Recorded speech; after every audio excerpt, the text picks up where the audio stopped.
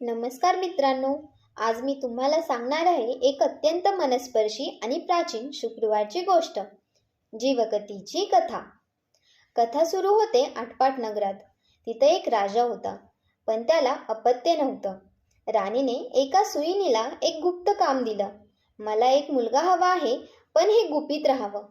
सुईण एका गरीब ब्राह्मण बाईकडे गेली आणि तिच्या मदतीचा निर्धार केला.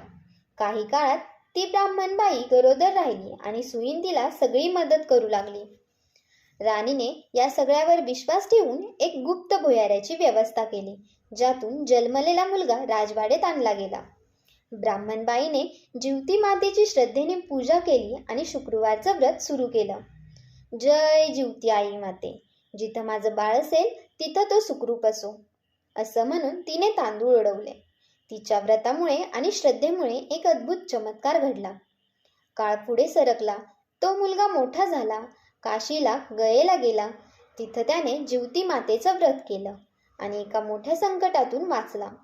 तो गावात परतला आणि त्याने मोठा समारंभ आयोजित केला, जिथे जिवतीच्या व्रताचं खरं महत्त्व लोकांना उमजलं. या व्रतामुळेच त्याचे खरे पालक ब्राह्मण आई वडील पुन्हा त्याच्या आयुष्यात आले आणि त्याने त्यांना राजवाड्यात मान सन्मान दिला.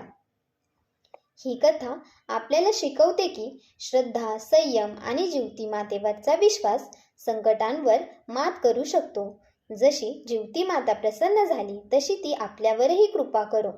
आपल्या घरातून सुख, समाधान आणि प्रेम कधीच कमी होऊ नये.